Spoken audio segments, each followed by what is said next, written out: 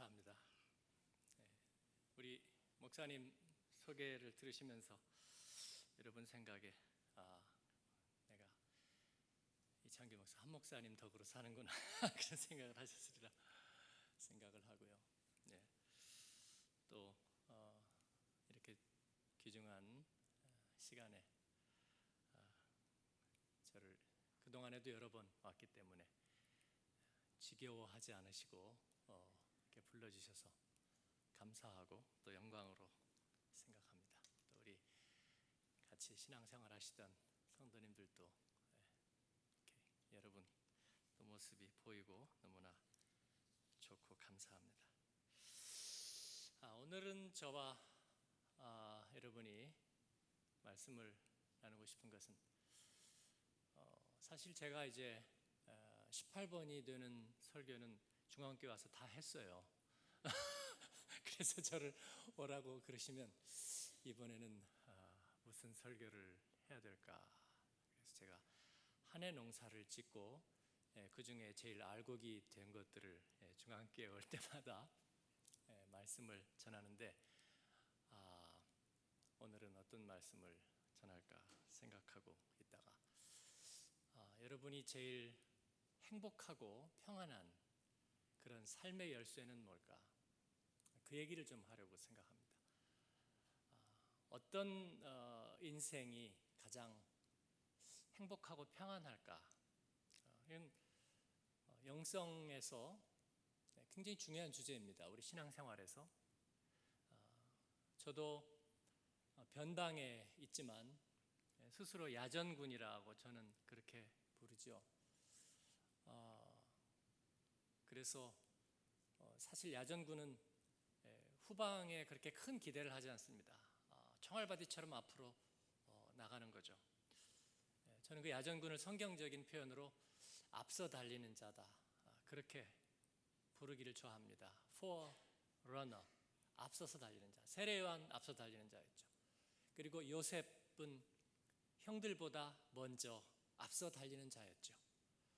그리고 출애굽의 백성들은 약속의 땅을 위해서 앞서 달리는 자들이었죠. 그들은 하나님 나라의 척후병이었고 그리고 약속의 땅을 약속의 땅 밖에서 여는 자들이었고 또 약속의 땅을 준비하는 사람들이었죠. 제가 너무 미화를 했는지 모르지만 저는 그렇게 자리매김을 하고 있습니다. 그런데 문제점이 하나 있어요. 그 앞서 달리는 것도 좋고 척후병도 좋고 파수꾼도 좋고 선구자도 좋고 다 좋은데 쉽게 지친다는 거예요. 그렇죠? 쉽게 지치고 그리고 빼앗긴 마음도 자주 생겨요. 그래서 저희 교회에서는 이 사역자들 간에 그 유행어 실시간 검색어 유행어를 번호를 매기면 1위가 빼앗긴 마음이에요. 그래서 무슨 얘기하다가 좀 힘들면 빼앗긴 마음이 들 뻔 알았습니다. 상실한 마음 이런 얘기를 저희가 많이 하는데 우리가 앞서 달리다 보면 뒤에 백업이 없고 또 때로는 보장이 없기 때문에 상실감들이 생겨요. 그런데 보면 이 성경의 사람들이 그랬습니다. 약속의 땅을 향해 달리는 사람들이 쉴 새 없이 그 상실감에 시달렸어요. 이스라엘 백성들은 출애굽해서 나갔는데 하나님이 애굽의 장자들을 치고 자기들을 장자들을 살려주니까 방법이 없잖아요. 급히 서서 허리를 동여매고 쓴 나물과 누룩을 넣지 않은 떡을 먹고 그리고 길을 떠나죠. 제대로 챙기지 못하고 길을 떠납니다. 그때까지는 좋았는데 나가자마자 앞에는 홍해가 가로막고 뒤에는 파라오의 군대들이 쫓아오니까 금방 에너지가 방전되고 금방 행복이 상실하고 그리고 금방 평안이 깨졌습니다. 그래서 하나님을 원망하고 또 모세를 원망하는 거죠. 뒤를 바라보니까 그들은 광야에서도 또 그랬습니다. 그래서 홍해를 건너고 오늘날 그들에게 베푸시는 하나님의 구원을 보았습니다. 그런데 산 넘어 산이고 강 건너 강이죠. 그러고 나니까 바로 물이 없습니다.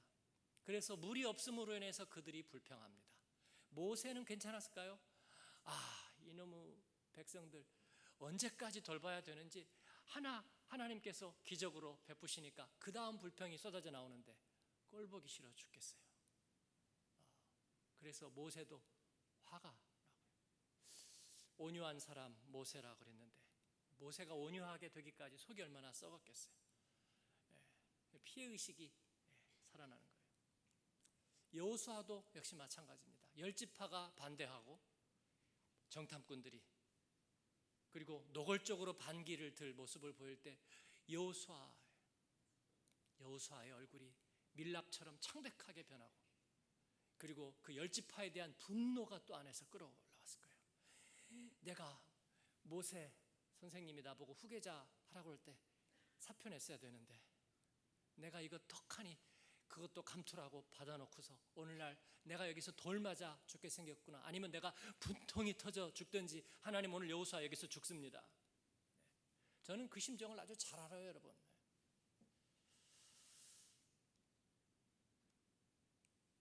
예수님의 제자들도 마찬가지였어요. 예수님의 제자들도 그들이 껐하면 한 얘기가 뭐예요?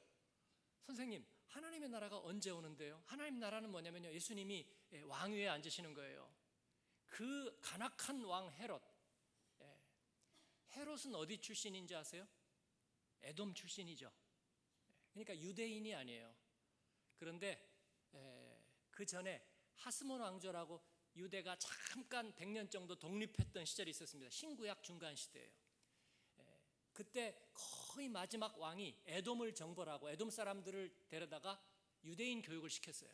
할례를 받게 하고 그 다음에 율법 공부를 시키고, 그래서 유대인처럼 만들어놨지만 에돔은 에돔이에요. 그래서 이스라엘 사람들은 그 이두메아 에돔 사람을 사람으로 치지 않는 거예요. 헤롯은 그곳의 귀족의 자손입니다. 그래서 이 헤롯은 이 유대 이스라엘에 대한 아주 뼈저린 피해의식을 갖고 있는 사람이에요. 이 굉장히 원한을 갖고 있는 거죠. 그런데 이 헤롯의 아버지가 아주 강교한 사람인데 이 로마 신흥 제국으로 떠오르는 로마와 아주 로비와 정치를 열심히 하고 뇌물을 매겨가지고 그리고 황제의 환심을 사고 그렇게 해서 그 지역에 총독이 되고 그 아들은 분봉왕을 시켜서 이 로마 제국 치하에서 팔레스타인을 다스리는, 에돔 출신이 이 유대와 팔레스타인을 다스리는 왕을 삼은 거예요. 그러니까 이 헤롯이 얼마나 간악했는지. 헤롯은 아무도 믿지 못했어요. 왕이 됐으면 이제는 행복하고 평안해야 되잖아요. 그런데 과거가 불행한 사람은 행복해질 수가 없어요. 과거에 대한 원한 때문에 그는 오히려 이제는 자유로워야 될 텐데 그러나 거기에 묶여서 헤어나지를 못해요. 오늘날도 마찬가지죠, 여러분. 그래서 헤롯은 첫째, 자기 부인들을 못 믿었어요. 그래서 여러 부인들을 뒀는데 첫 번째 부인, 둘째 부인 다 독살시켜서 죽였습니다. 독살시켜서 죽이고 또 죽였습니다. 그 다음에는 이제 아들들을 죽였어요. 첫째 아들 독살해서 죽였습니다. 둘째 아들 독살해서 죽였어요. 그러니까 셋째 아들은 말이죠, 아주 처음부터 자기는 왕 안 하겠다고 다 반납하고 바보 행세를 했습니다. 그 아들은 살려줬어요. 그리고 그게 네 번째 아들이네요. 세 번째 아들은 헤롯이 죽기 바로 얼마 전에 죽였습니다. 자기가 곧 죽게 되는데 이 헤롯 대왕은 마지막에 온갖 병이 다 들어서 죽었고요. 성병으로 성기가 썩어가면서 죽었어요. 장에는 요즘으로 치면은 암과 같은 것이 있었습니다. 여러분, 이 피해의식이 얼마나 무서운지 성경에 그 얘기는 안 나와 있지만 헤롯이 저는 아주 심각한 우울증, 그리고 아주 심각한 만성 스트레스, 그리고 심각한 환각 증세가 있었을 거라고 생각해요. 의사들이 계시면 용서하십시오. 그냥 제가 진단을 내린 거예요. 성경적인 진단으로. 그는 이스라엘 사람들이 헤롯 대왕이 건물을 많이 지었다 그런데요, 그는 아주 엄청난 피해의식을 가지고 있었고, 자기가 도망갈 곳을 그 헤로디움이라든지 이런 걸 건축해 놓은 걸 보면 기가 막히게 건축해 놨어요. 원래 이 미치광이들이 건축을 잘해요. 그렇죠? 진시황이라든지 그들이 자기의 안위를 위해서, 왜냐하면 두려움이 많고 분노가 많거든요. 여러분, 이 피해의식, 이 두려움이라는 것이 얼마나 큰 질병인지 모르겠어요. 피로사회라는 유명한 책을 쓴 그 독일에 있는 한국 교수죠. 그분이 아주 굉장히 그 책을 써서 유명해졌어요. 근데 거기에서 아주 오늘 21세기 문명을 정확하게 진단하고 있습니다. 이전까지는요, 면역력의 시대였어요. 그래서 사람들이 되게 뭐 때문에 죽었어요? 질병을 막지 못해서. 그런데 항생제의 개발과 함께 또 이제 각종 백신들이 만들어지면서 사람들이 이 면역 결핍으로부터, 요즘은 에이즈도 치유가 되잖아요. 이제 그 문제가 사라졌어요. 그러면 사람들은 이제 걱정 없이 살게 되었느냐? 그게 아니에요. 그거는 밖에 있는 질병이었을 뿐이고 이제는 신경증의 시대가 되었다고 말하고 있어요. 이제 면역력의 문제가 아니라 안에서 나오는 병, 이 안에서 나오는 병은 약으로 해결할 수가 없어요. 헤롯이 바로 그런 병이 있었던 사람이죠. 헤롯은 가족을 믿지 못했고, 그리고 과거에 대한 억울함 속에 있었습니다. 이스라엘 사람들이 보니까 헤롯 저건 왕이 아니에요. 그러니까 예수님께서 진정한 왕이 되셔야 하는 거예요. 그런데 이 예수님의 제자들이 보니까 예수님은 왕위하고는 별로 뜻이 없는 것 같아. 그러니까 예수님만 보면 얘기해요. 예수님 보소서, 우리가 모든 것을 버리고 예수님을 따랐나이다. 근데 언제쯤 왕이 되실 거예요? 세베대의 아들들 야고보와 요한은 그 어머니가 치맛바람을 날리고 와가지고 예수님 뭐 이런 말 하기는 좀 뭐하지만 혹시 예수님이 왕이 되시거든 우리 아들 둘은 양쪽에다가 이렇게 앉히면 균형도 잘 맞고 얼마나, 제가 목사님이라고 할 뻔 알았어요. 예수님에게 얼마나 힘이 되시겠어요. 왜냐하면 뭔가 버리고 떠났는데 보상이 있어야 될 거 아니냐는 거죠. 피해의식이. 제가 보니까 저희도 30일 특별 새벽 기도를 했습니다. 요즘 한국교회는 잘 안 한대네요. 30일 특별 새벽 기도를. 저희도 열흘 줄었어요. 전에 40일 하다가 가을방학도 걸리고 자꾸 걸려요. 그래서 30일로 저희가 줄였는데, 이제 30일 특별 새벽 기도에 개근하면 상도 주고 또 스티커도 붙여주고 또 안수기도도 하고 뭐 좋은 걸 많이 하는데도 한 20일쯤 한 15일쯤 지나면 피해의식이 생겨요. 그래가지고 뭐 다크서클이 생기는데 얘기는 안 하지만 새벽기도 때문이 아닐까, 뭐 만성 피로가, 뭐 두통이 심하다, 뭐 그리고 기도 응답은 언제쯤 있을까? 2주가 지났는데 그런데 차를 긁혀가지고 또 손에도 보고 내 보상이 뭐가 있을까? 벌써 피해의식이 생기는 거예요. 기도하고 이거 뭐 이래. 그러니 예수님의 제자들은 어땠을까요? 예수님의 제자들은 자꾸 하나님 나라가 언제 임하죠? 우리가 모든 것을 버리고 주를 쫓았나이다. 그런데 우리에게 돌아오는 보상은 뭐가 있을까요? 예수님이 부활 승천하신 다음에 이방인을 위한 선교로 나갔던 그 제자들도 마찬가지였습니다. 마태복음은 그들을 위해서 헌정된 거예요. 그들이 가난하고 그리고 그들에게는 박해가 있었고, 그리고 하나님 나라를 전하면서 그들은 돌팔매질을 당하고, 그리고 유대인이기 때문에 유대인 사회에서 왕따를 당하고, 그리고 축출을 당했어요. 그들이 외롭고 배가 고프고 쓸쓸하고 힘들었습니다. 멀리 갔더니 처량하고 고나요. 슬프고도 외로워 정처 없이 다니니. 저는 벌써 20몇 년째 나그네니까 그 심정도 제가 잘 알아요. 그렇습니다. 선교사님들 가니까 선교사님들은요, 다른 말로 뭐라고 부를까요? 피해의식이에요. 우리는 말라리아에 몇 번씩 걸리고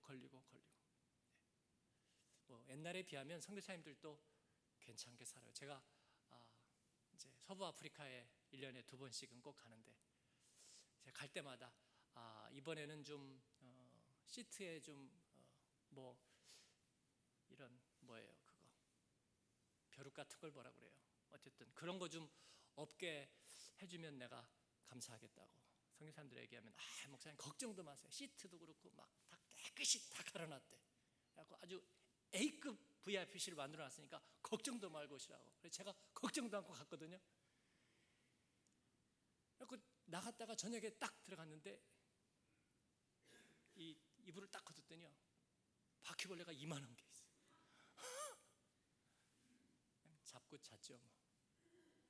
그리고 밥상에 그 불개미는 그냥 보통으로 있어요 여러분. 불개미인지 하여튼 작은 개미 있죠. 굉장히 빨리 가는 거. 그런 거는 그냥 밥상에 보통 있습니다. 상에. 물이 또 며칠 새로 안 나와요. 이번에는 저희가 단기 선교를 이디오피아로 갔다 왔는데 거기도 물이 안 나와요. 우리 교회에 있다가 거기에 이디오피아 대학에 이제 가신 집사님 네 분이 우리를 기다리면서 임기 마지막이 다 끝났는데 2달을 더 돈을 내고 기다리면서 우리 단기팀을 맞았어요. 우리 40명 정도가 갔는데 그래가지고 하루에 2끼씩 40명 스텝까지 60명 70명 밥을 해주는 거예요. 엄청난 헌신을 하시는데 문제는 뭐냐면 3일씩 물이 안 나오는 거예요. 설거지는 또 어떻게 하고 그걸 어떻게. 선교사님들은 여러분 조금 식사하신 지 얼마 안 되셨겠지만 화장실 가면요 물을 안 내려. 그리고 1명 2명 더 하고 물 내린다. 저는 그건 좀 못하겠더라고요. 그냥 못할 때 못하더라도 내리면 좋겠다고. 우리 옛날 생각 벌써 잊어버려가지고요. 그 몇 명이 모아서 한 번에 물 내리는 거 잘 못하겠어요.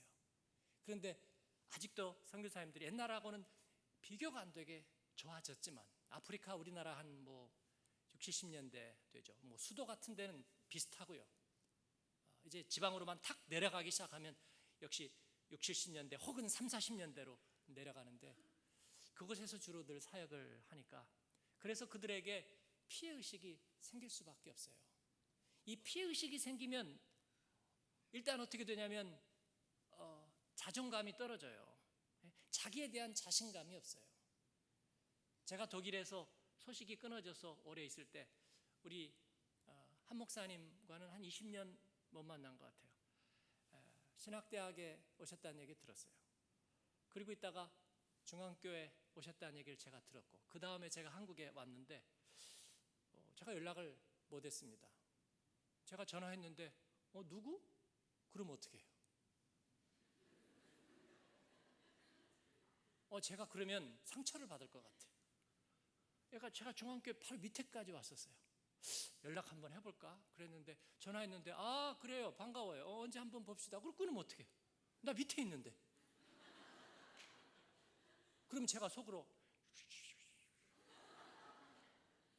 사람은 두고 봐야 된다니까 인간에게는. 제가 그러고 갈 거예요. 그러면 저만 섭섭하잖아요. 누가 지금 뭐라고 했나요? 아무도 뭐라고 안 했어요. 아무도 뭐라고 안 했는데 제가 그런 거예요. 그래서 제가 상처받지 않으려고 그리고 누구에게 전화를 하고 해야 될지를 전혀 모르겠어요. 전혀 모르겠어요. 이게 여러분 마음에 피해의식이 생기면 자존감이 바닥이 나요.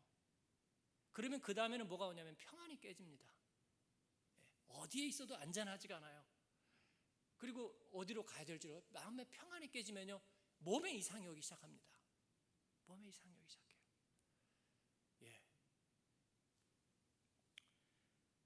그랬더니 그 다음에 한 목사님이 독일에 오실 일이 있었는데 저를 찾으려고 5만 대에다 다 전화를 했대요. 그래가지고 저희 고향교회까지 연락을 하고 수소문해가지고 제 연락처를 알아가지고 저에게 연락이 왔어요. 그래서 이제 20년이 넘게 지나서 만나게 된 거예요. 근데 한 목사님이 훌륭한 것은 이 변함이 없어요. 변함이 전혀 없고 20년 지났는데 저도 인생의 우여곡절을 많이 겪고 한 목사님은 별로 안 겪은 것처럼 보이는데 염색을 안 하고도 여전히 핸섬하시고 저희 어머님은 이제 조금 이따 우리 어머님 얘기를 좀 제가 드릴 텐데요. 89세시거든요. 그러니까 그 권사님들이 굉장히 좋아하고 예뻐했던 분이 우리 한 목사님이거든요. 그러니까 제 어머님은 항상 우리 한 목사님은 예쁘다고, 예쁘다는 표현 좋아하시지 않겠지만 변함이 별로 없으세요. 저를 만나서 너무 반가워하고 기뻐하고, 그래서 제가 그때 거의 한 4일 5일 그 코스타 집회 때 같이 가서 4일 5일을 같이 보냈어요. 그리고 그때 비행기 놓쳤을 때가 그때죠. 하이델베르크에 돈 많이 와가지고 공항에 비행기 안 뜨는 바람에 비행기 놓치고 목사님 오후 예배 때 들어오셨던 기억나실 거예요. 일본으로 해가지고 들어오신 거. 그때가 아마 거의 처음 만났을 때인데 그렇습니다. 예수님의 제자들도 마찬가지였다는 거예요, 여러분. 이게 믿음 밖에서 일어나는 일이 아니라 믿음 안에 있는 사람들에게, 사역자들에게, 예수 잘 믿는 사람들에게, 그물을 버리고 예수님을 쫓았던 사람들에게, 철야기도 하고 새벽기도 하고 교회에 정말 물질로 열심히 헌금하고 하나님께 내 모든 키를 드리고 사는 사람들에게 찾아오는 증세라는 거예요. 근데 문제는 그 증세가 일단 찾아오면 예수 안 믿는 사람들이나 별반 차이가 없어 보인다는 거예요. 마음의 평안이 깨지고 두려움에 휩싸이고, 사울도 그래서 성령 충만했던 사울이 악신이 들어와서, 그건 아주 심각한 우울증 장애라고 정신과 의사가 그렇게 얘기를 해줘요. 그렇습니다. 그래서 사람을 나중에는 못 알아보고 환각 증세가 생기고, 그래서 다윗을 향해서 창을 던져서 벽에 박으려고 했던 그런 심각한 지경까지 오게 되는 것이죠. 제가 이게 자존감이 떨어지면요, 좀 추워지기도 하지만 의욕이 좀 없어져요. 제가 어느 날 TV를 보는데 펭귄이나, 제가 그래도 동물의 왕국 이런 거 좋아하거든요. 동물 좋아한다. TV 보니까 펭귄이 나와가지고 이렇게 옛날 심형래처럼 이렇게 찰리 채플린도 이렇게 하고 펭귄이 나와 있는데, 제가 보고 무슨 생각이 드는 줄 아세요? 야, 너도 참 인생이 나보다 나을 게 없구나, 그런 생각이 들었습니다. 옷이라고는 한 벌뿐이지, 연미복이지만 한 벌밖에 없거든요. 게다가 허리는 또 있는 거야, 없는 거야? 허리가 또 없어요. 거기다가 날개는 있기는 있는데 날지를 못하잖아요. 날지도 못할 날개를 왜 달고 다녀요? 날개를 달아놓고 걸어 다녀요. 근데 문제는 걸어 다니는데 무릎이 또 없네. 펭귄은 무릎이 없어요. 그래서 이러고 다니는 거예요. 채플린이 흉내내는 것처럼 하나님의 실패작이에요. 야, 너도. 그리고 고향이 또 너무나 추워요. 황제 펭귄은요, 남극에 영하 70도 되는 데서 겨울을 나야 됩니다. 그것도 서가지고. 야, 무슨 팔자가 그러냐. 나하고 날 게 별로 없구나. 그런데 이 우습게 생긴 펭귄이 정말로 여러분 그렇게 불행한 줄 아세요? 이 펭귄이 일단 물에 뛰어드는 것을 한번 보시면요, 이야, 그렇게 불행한 것 같아 보이지가 않아요. 행복이 충만합니다. 이 펭귄의 진실을 여러분에게 소개하면, 펭귄은 허리도 없고 무릎도 없고 형편없이 생긴 것 같은데, 이 포르쉐보다도 이 공기 저항력을 잘 견디는 걸, 이걸 그 유선형이라고 그러죠. 포르쉐보다도 10배나 더 효율적으로 만들어졌대요. 그리고 이 물에 일단 들어가면 이 펭귄이 헤엄을 치는데 방한이 잘 되는 건 말할 필요도 없고요. 영하 70도를 견디니까 말할 필요도 없어요. 물속에 들어가면 1리터 휘발유 에너지를 가지고 2,500km를 달립니다. 연비가 장난이 아니에요. 요즘 독일 자동차 때문에 지금 저도 골치 아파요. 저도 골치 아픈데 독일 사람들이 아주 요즘 자존감이 떨어져서 지금 이 설교를 독일 가서 해야 돼. 영하 50도의 추운 어두운 남극의 눈보라 속에서 끄떡없이 견딜 수 있는 외투와 피부를 가졌어요. 아하, 펭귄에게는 사막이 필요 없어요. 도시가 필요 없어요. 차가운 바닷속에만 들어가면 펭귄은, 우리가 어떻게 우리에게 필요한 삶의 모델을 찾느냐에 따라서 우리는 행복해질 수도 있고 불행해질 수 있다는 생각을 하게 됩니다. 오늘 제가 3가지 모델만 소개하고 그 중에서 여러분은 어떤 쪽인지 찾으셔서 또 하나 고르는 건 여러분의 자유이십니다. 첫 번째 모델은 우리가 행복해지고 진정한 평안을 누리기 위한 3가지 중에 첫 번째 모델은 앙코르 인생입니다. 앙코르 인생. 앙코르 여러분 좋아하세요? 노래 잘하면 앙코르, 앙코르. 역사에서도 역시 마찬가지예요. 사람들은 역사에서 제일 좋았던 시대를 황금 시대라고 불러요. 그래서 제일 좋았던 시대를 다시 되돌리려고 했습니다. 르네상스. 그리고 골든 에이지, 황금 시대를 다시 재현할 수는 없을까 그런 생각을 해요. 과거에 찬란했던 문명을 자랑했던 지역이 특히나 그렇죠. 그리스 문명, 그리스 성지 순례를 가니까 그리스는요 고대가 있고 중세가 없어요. 유럽을 가면은, 중부 유럽에 가면 프랑스든 독일이든 어디든지 뭐 덴마크든 뭐 이태리든 중세가 있잖아요. 그런데 그리스에 가면 중세가 없습니다. 왜 중세가 없는 줄 아세요? 고대가 있고 바로 현대가 있어요. 왜 중세가 없는 줄 알아세요? 고대가 너무 찬란했기 때문이에요. 고대가. 그러니까 무려 뭐 3000년 전에 에스컬레이터, 엘리베이터, 도우물, 찬물, 온천 다 있었어요. 전기만 없지 에스컬레이터가 있었다니까요. 원리로. 엘리베이터가 있었다니까요. 전기가 없지만. 놀라워요. 물을 끌어올리는 거, 그리고 건축하는 거, 그 다음에 아크로폴리스, 또 필하모니, 이 음성의 원리들 기가 막혀요. 대단합니다. 문제는 뭐냐면 그 아름다웠던 과거를 그들은 떨쳐버리지를 못하는 거예요. 그래서 그들은 끊임없이 그게 아쉬워서 앙코르를 외친 거예요. 앙코르, 앙코르. 응답하라 헬레네스, 응답하라 그리스 문명이여.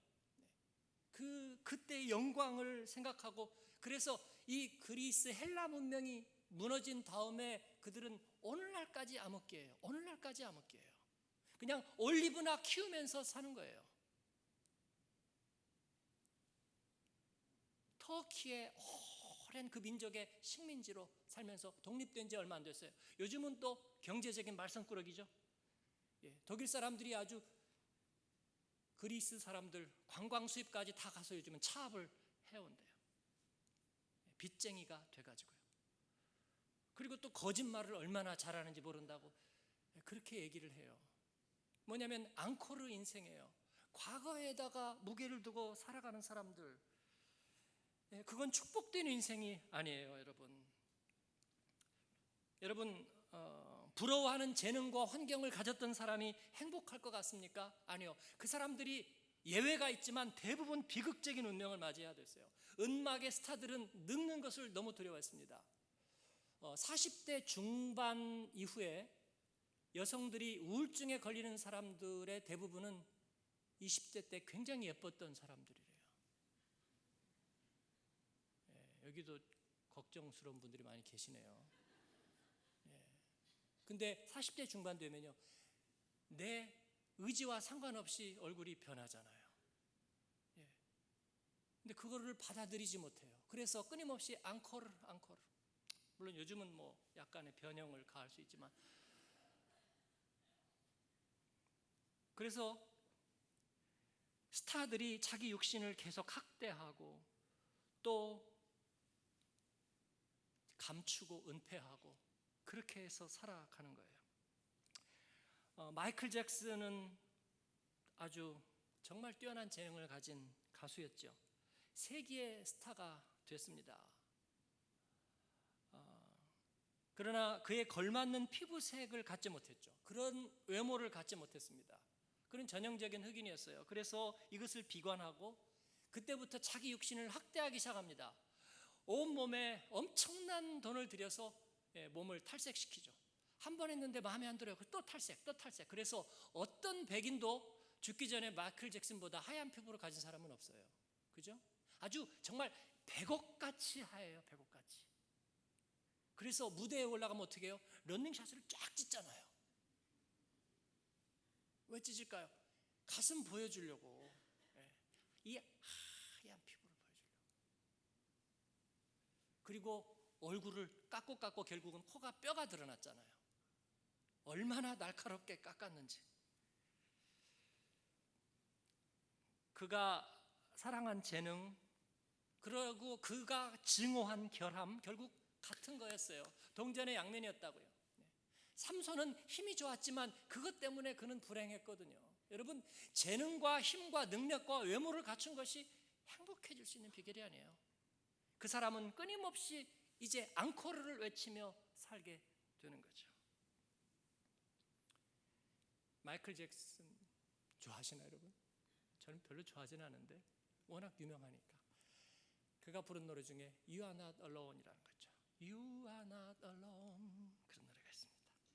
Though you are far away, I'm here to stay, but you are not alone. You are not alone, 너는 혼자가 아니다. 그렇게 노래해놓고 그는 혼자였습니다. 큰 성에 갇혀서 자기를 드러내지 않고 끊임없이 육태를 학대하면서 온갖 스캔들과 추문 속에서 살다가 어느 날 비참하게 인생을 마쳤어요. 앙코르 인생의 대표적인 모습이에요. 과거를 떨쳐내지 못한 사람. 아까 장로님하고 오면서도 제가 그 말씀을 드렸어요.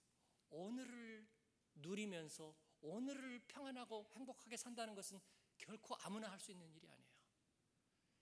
가난했다가 돈을 벌면요, 그 다음엔 행복해질 것 같죠? 아닙니다. 과거에 대한 원한과 분노가 더 생기는 거예요. 다 몽테크리스토 백작이 돼서 나를 불행하게 만들었던 그들에게 안갚음을 하고 싶어지는 거예요.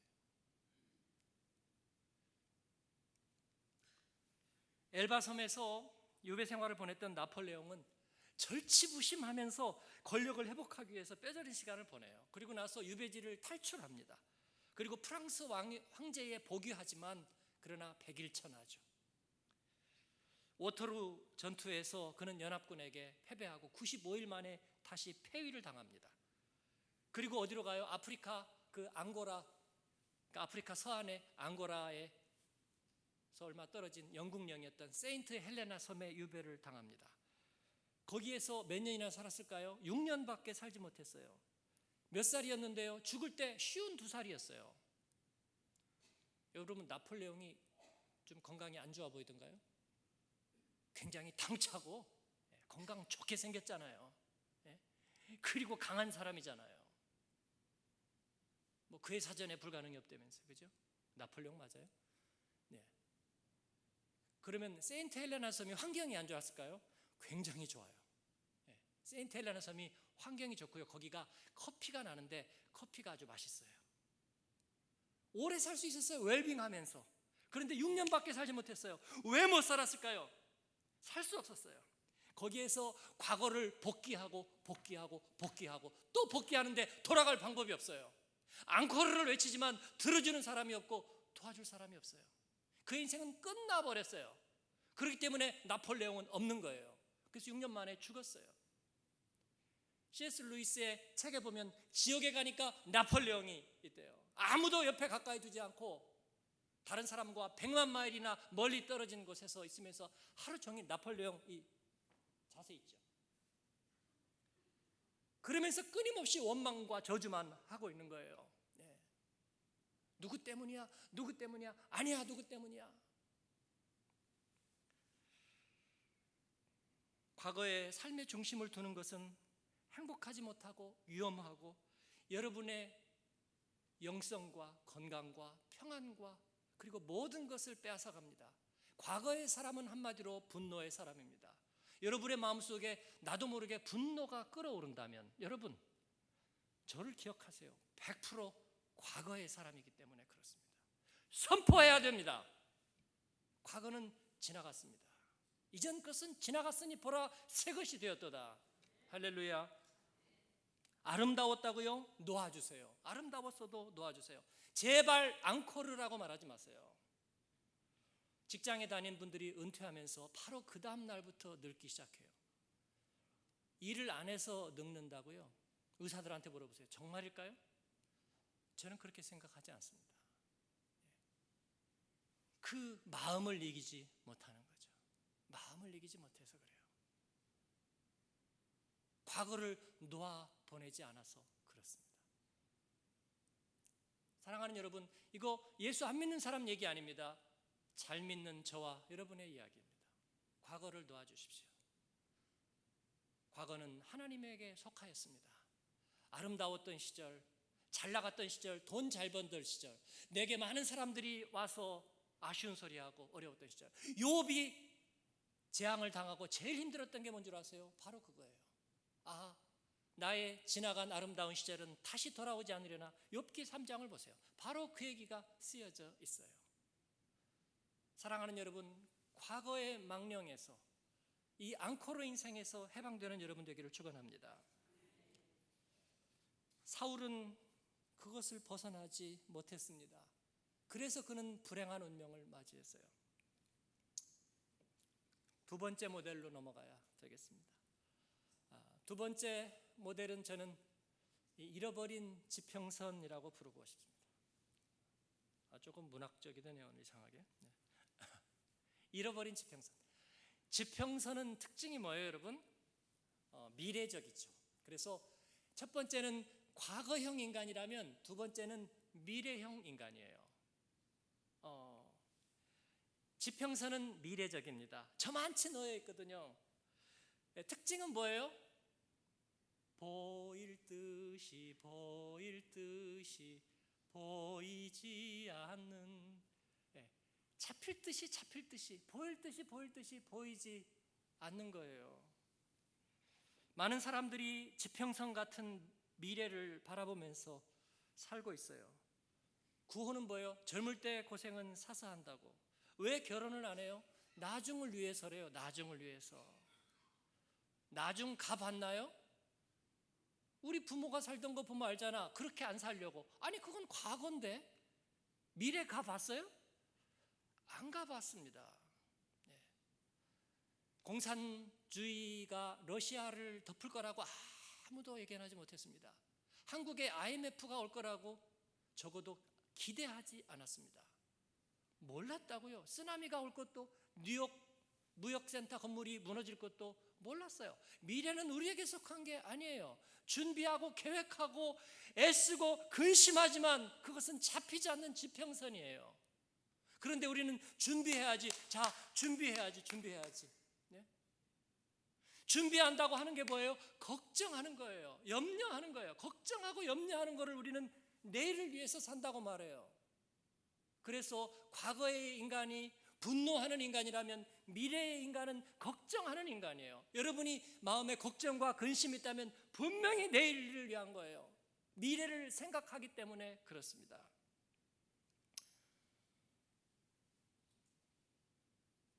심리학자 데니엘 길버트는 그런 얘기를 했어요. 인간만이 미래를 걱정하는 유일한 동물이래요. 다른 거는 안 그러냐? 안 그렇대요.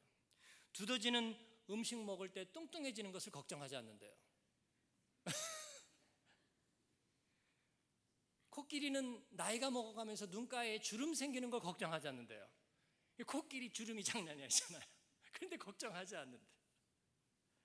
팬더곰은 내년 식량을 걱정하지 않는데요.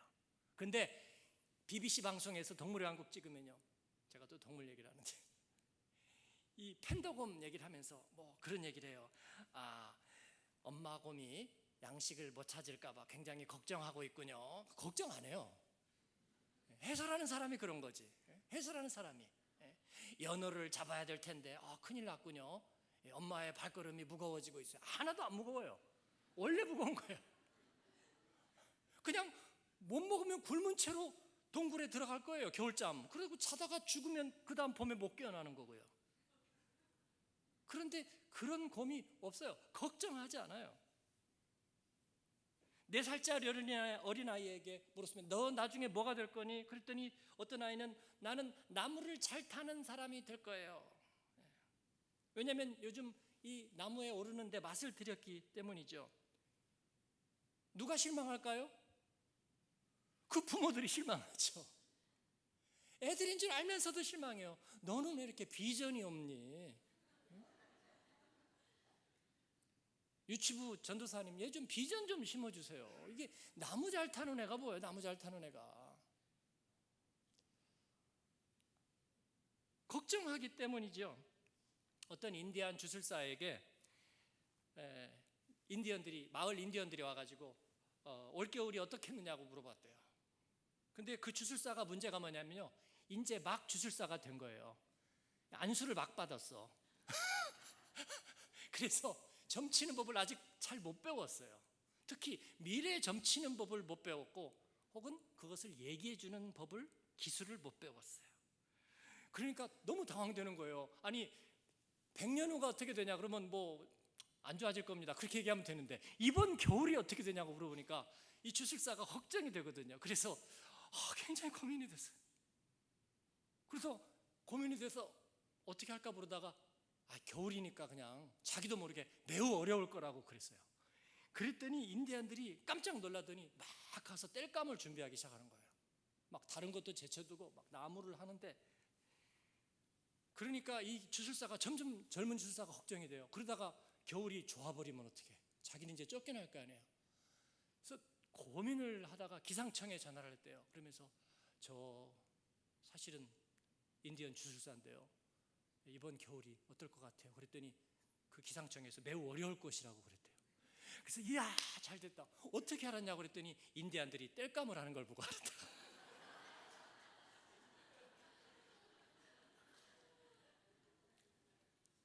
결국은 모른다는 거잖아요. 결국은 모른다는 거예요. 여러분, 지평선 같은 미래를 잡기 위해서 우리는 걱정합니다. 또 걱정하고 또 걱정해요. 그래서 걱정하지 않으면 살 수가 없어요. 걱정한다, 코로나는 존재한다.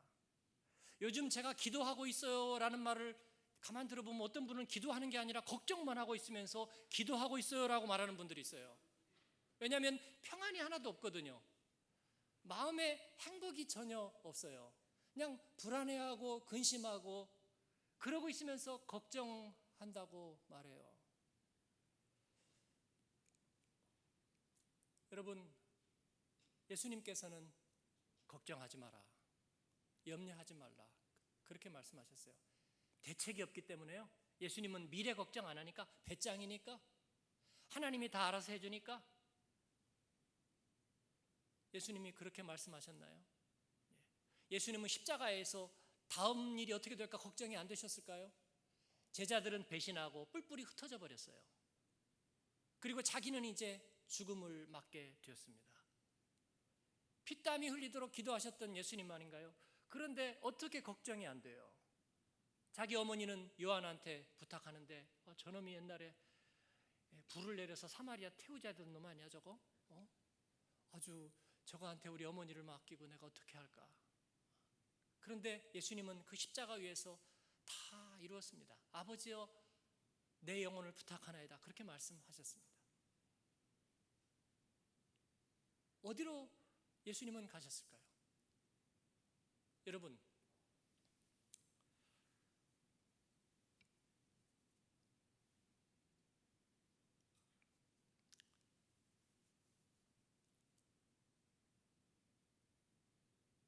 들의 백합화, 공중의 새, 하나님께서 입히시고 먹이신다고 말씀하셨어요.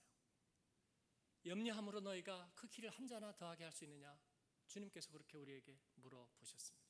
왜냐하면 미래는 우리에게 속한 것이 아니기 때문입니다.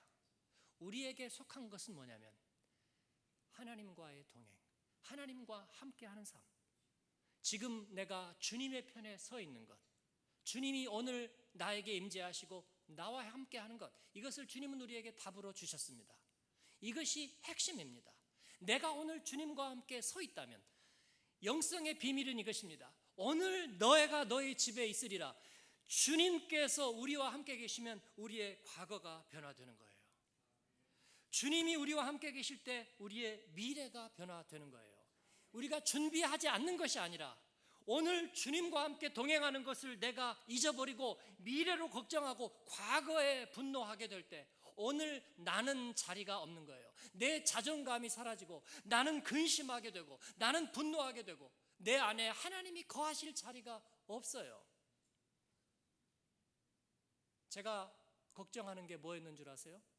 제가 복음주의자인데, 명색이 복음주의자인데, 목사님이 오늘 그 메시지 보내면서 복음을 위해서 목숨을 건 이창규 목사 그런 얘기도 깜짝 놀랐어요. 그런데 설교 죽으면 어떡하지? 목숨을 덜어 걸었나 봐. 제가 그 불안에 요즘 자꾸 시달리는 거예요. 전에 한 해에 우리가 예수 생자로 믿는 생자배기 초신자 한 해에 제일 많이 일 때 63명을 세례를 줬어요. 작은 이민교회에서. 근데 늘 그렇게 줄 수는 없잖아요. 제 마음에 불안해지는 거예요. 올해 20명, 30명이 줬다 그러면 내게 영감이 떨어지는 건 아닐까? 복음주의자로서 이제 황혼이 빗기는 것은 아닐까? 제가 그게 불안한 거예요. 그게 제가 불안해서 될 일이에요, 여러분? 아니잖아요. 저는 전성기는 언제나 내가 주님 편에 서 있는 거라고 생각했을 뿐인데 어느 순간인가 불안해져요. 교회가 더 이상 성장이 안 되면 어떡하지? 이제 사람들이 왔다가 전에는 무조건 오면은 등록한다 그랬는데 이제는 와가지고도 실망한 표정으로 떠나고 다른 데를 찾아보면 어떡하지? 제가 마음속에 그런 불안이, 미래에 대한 불안이, 그건 뭐예요? 오늘 주님의 임재를 내가 더 이상 신뢰하지 못한다는 거예요. 나를 사랑하고 신뢰하지 못하는 사람과 어떻게 운명을 같이 해요? 주님이 우리와 함께 하실 수 없는 거예요, 여러분. 지지난주에 우리 교회 오셨던 폐암이 걸리신 독일 은퇴한 목사님이 있어요. 그들은 난민들과 그 다음에 외국인 집 없는 사람들 그리고 노숙자들 그런 사람들을 위해서 섬기는 이 타펠이라는 곳에서 일하고 계세요. 우리 지역사회에서 아주 유명해요. 천국의 그 거린이라는 별명이 그에 붙었어요. 하도 가서 남들에게 가서 이렇게 물건 헌금을 받아오고 몸으로 또 뛰고, 그런데 하나님 나라를 위해서 하기 때문에 그는 하나님 나라의 그 거린이라는 별명을 얻었어요. 그분이 폐암이 걸려 있는데 저희 교회를 짓는데 땅을 먼저 찾는 과정에서 그분이 가는 곳마다 그 폐암이 걸려서 어려운데 시장들을 만날 때 찾아왔어요. 내가 오늘 여기 온 것은 이 교회가 얼마나 좋은 교회인지를 당신들에게 소개해 주기 위해서 왔다고. 저희가 저희 교회에 초대해서 설교를 부탁했어요. 그랬더니 아무것도 염려하지 말라. Sorget nicht. 그 본문 가지고 설교했어요. 그러면서 저라고 왜 걱정이 없겠습니까? 병이 있고 그 다음에 내가 섬기는 곳에서 뭐가 부족하면 어떡할까? 또 거기서 섬기는 사역자들이 서로 갈등이 있을 때 마음이 힘들고 어려워서 어느 날 아침에 마음이 너무나 산란해서 아직 동이 트기도 전인데 문 밖으로 이렇게 나왔더니 이제 동이 막 트려고 하는데 그 옆집 처마 밑에서 새들이 너무나 힘차게 지저귀더라는 거예요. 왜 새들이 지저귀일까요, 여러분? 새들은 아침이 되면 지저귀어요. 그리고 날이 풀리면 지저귀어요. 그런데 동이 아직도 트지 않았고 아직도 미명인데 동이 약간 텄다고, 그리고 온도가 한 2, 3도 약간 올라갔다고 이 새는 그렇게 기쁘게 지저대고 있는 거였대요. 이 목사님이 그걸 보면서 마음속에 너무나 깨달음을, 그래, 이렇게 시작하면 되는 거야. 하나님께서 하나님의 일을 하시는 거야. 그리고 죽었던 나를 살리시고 죄인 되었던 나를 구원하신 하나님께서, 내가 너와 함께 하리라 약속했던 하나님께서 너희와 함께 하시는 거야. 믿음이 적은 자들아. 사랑하는 여러분, 이제 마지막 모델입니다. 이 마지막 모델은 오늘 말씀의 제목과 같습니다. 여기에 하늘의 문이. 야곱은 과거가 별로 좋지 않았던 사람이죠? 그렇습니다. 야곱의 미래는요? 야곱의 인생의 전성기는 어디였을까요? 모든 성경학자들이 공통적으로 얘기하고, 그리고 우리가 믿음의 눈으로 바라볼 때도 야곱의 인생의 절정기는 그가 12지파의 아버지가 되었을 때가 아니라 바로 오늘 창세기 28장, 거짓말쟁이, 아버지를 속이고 형을 속이고 그리고 불신을 받고 추방당해서 유배의 길을 가던 그 야곱이, 그래서 미래에 대한 걱정과 불안 속에서 슬픈 잠을 자고 있던 야곱에게 어느 날 갑자기 하나님이 임재하셔서 그의 현재 속에 하나님이 돌입해 들어오셔서 그의 삶을 절반으로 딱 쪼개시고 그 가운데 하나님이 쓰셔서 하늘의 사닥다리를 놓고 거기에서 그에게 환상과 비전을 보여주시는 거예요. 꿈이라도 충분했습니다. 그리고 야곱을 축복하시는 거예요. 야곱이 그 축복을 받고 하늘의 문이 열리는 것을 보면서 너무나 기쁘고 감격해서 그 자리에서 일어나서 아, 두렵도다 이것이요, 이것이 하나님의 집이요, 벳엘, 하나님의 집이죠. 그리고 하늘의 문이로다. 사랑하는 여러분, 우리 그리스도인에게는 언제나 주님과의 동행, 영원한 현재가 있는 줄을 믿습니다.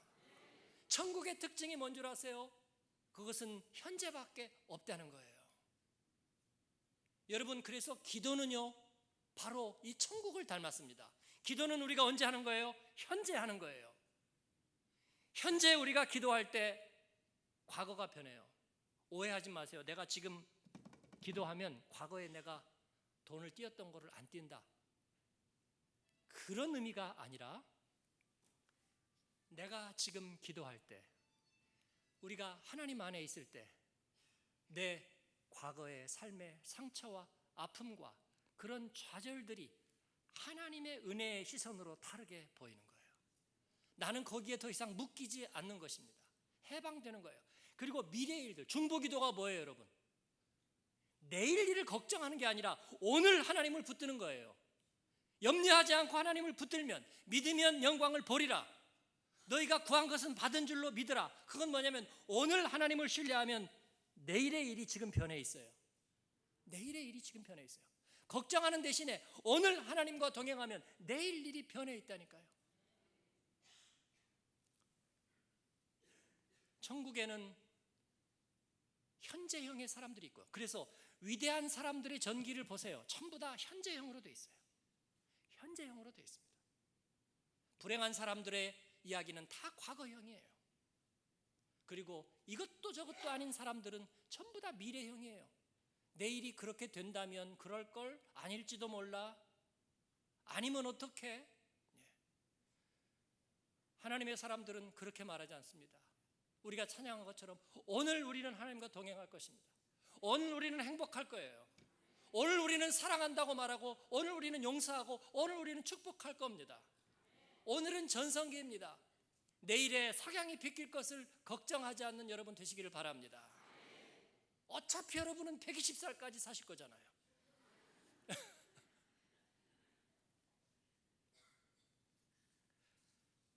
저희 어머님이 89세신데요 지난 5월 달에 왔을 때도 이미 일어나지 못하셨어요. 너무 노쇠해지고 병이 왔는데 이기지 못하고 허리를 펴지 못해서 누워 계셨고, 그리고 피골이 상접하게 마르셨는데 의식은 분명하셨어요. 제가 왔는데 우리 사랑하는 아들 이창규 목사가 왔구나.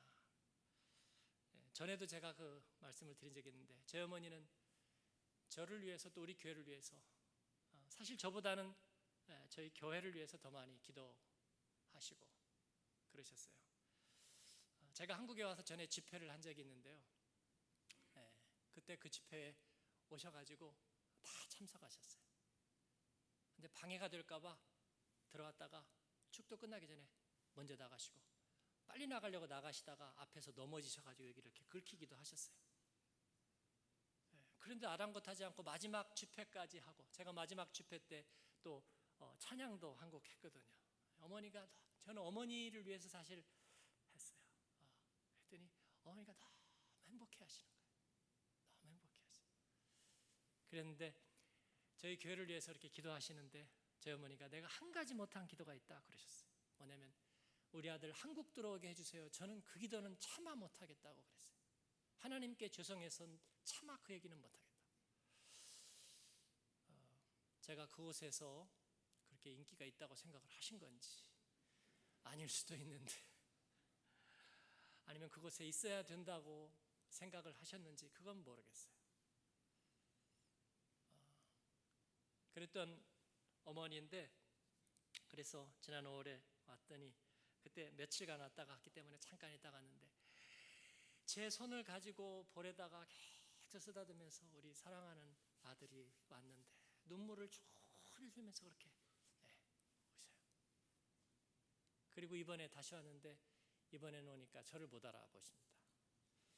치매가 온 것은 아니고 일종의 치매이지만 이제 병으로서의 치매가 아니라 워낙 기력도 떨어지고 몸이 더 이상 지탱을, 화장실을 뭐 일주일에 한 번 정도밖에 갈 분량이 안 되니까 거의 못 드시는 거니까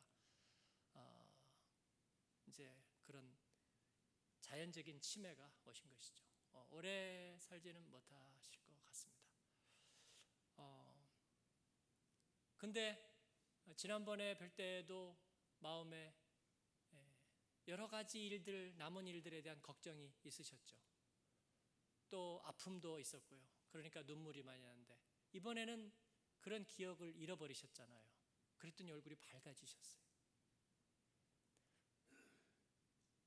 다들 험한 얘기라도 하면 어떨까 걱정했던 것 같은데 너무 착하세요.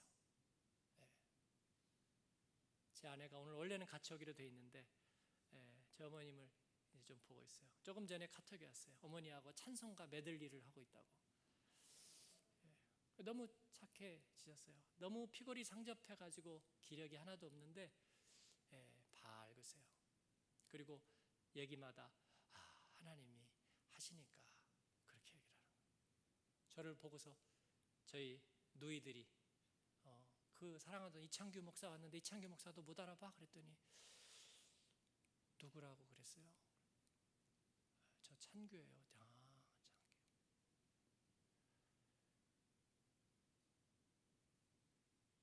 그리고 얘기하는데 걱정과 근심이 없습니다.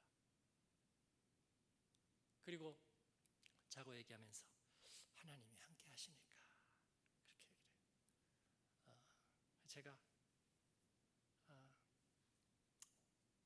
이제 인사를 하고 가다가 또 뵐 겁니다. 저 금방 갔다 올게요. 그랬더니 금방? 그러더니 자기도 모르게 막 벌떡 일어나려고 그래요. 다른 사람에겐 그런 반응을 안 보이거든요. 근데 못 일어나시거든요. 벌떡 일어나려고 그래요. 일어나지 마세요. 그랬더니 무슨 얘기를 하려고 하는데 기억이 안 나는 거죠. 그러면서 제가 금방 올 거니까 그랬더니 자기도 모르게 얘기하는 거예요. 그래, 우리 아들이니까. 기억에는 없지만 그렇게 얘기하시는 거예요. 저는 노년이 좀 건강하고 행복하게 마칠 수 있다면 얼마나 좋을까 그런 생각을 했지만, 그러나 제가 보면서 하나님께서 하나님의 사람들을 지키고 관리하신다 그런 생각을 갖게 됐어요. 어제 그리고 평창에 강의를 하러 가면서 또 오늘 다시 차를 타고 내려오면서 제 마음속에 그 찬양이 계속 올려놨습니다. 왜 슬퍼하느냐, 왜 걱정하느냐, 이제 아무 염려하지 마, 내가 널 붙들어 주리. 내가 너와 항상 함께 하리라. 내가 너를 도우리라. 나는 너의 하나님이니라. 하나님께서 하나님의 사람들을 지키시고 내가 너와 지금 함께 하리라 말씀하고 계셔요. 사랑하는 여러분, 아무것도 걱정하지 않는 여러분 되기를 축복합니다. 과거의 분노에서 해방되는 여러분 되기를 축복합니다. 오늘 하늘의 문이 여러분에게 열려 있고 주님이 여러분과 함께 하시는 거예요. 여러분의 실수, 잘못 예수님이 다 담당하셨어요. 거기에 더 이상 매달리지 말고 거기에 더 이상 여러분의 힘으로 보상하려 하지 마세요. 내일 일을 위하여 염려하지 마십시오. 오늘 주님과 함께 기뻐하고 오늘 밤에 주님이 우리를 부르실지라도 우리는 주님의 낙원에 있을 것입니다. 주님께서 남은 세월을 책임지실 거예요. 주님의 그 영광 안에 머무시는 여러분 되시기를 주님의 이름으로 축원합니다. 우리 같이 한번 기도하면 좋겠습니다.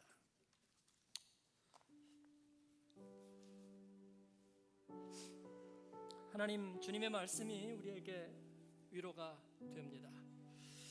나이 70되도록 가정 이루지 못하고 성취도 이루지 못했던 야곱에게 형과 대립하고 결국 부모의 축복을 잃어버리고 회한만 남은 과거의 사람이 될 수 있었던 야곱에게 하나님께서는 하늘의 문을 열어주시고 축복의 약속을 하시고 그리고 내가 너와 함께하리라는 약속을 주십니다. 야곱은 그 약속대로 이루어졌습니다. 야곱은 12지파의 아버지가 됩니다. 하물며 예수 그리스도를 주로 믿은 우리들에게 하나님께서 어찌하여 우리에게 좋은 것으로 주시지 않겠습니까? 지금까지 기적과 같은 은혜로 우리를 인도해주신 하나님께서 이후에도 왜 책임지시지 않겠습니까? 하나님 감사합니다. 말씀대로 이루어질 줄을 믿습니다. 내가 주님과 동행하겠습니다. 주여 한번 부르고 같이 기도하겠습니다. 주여.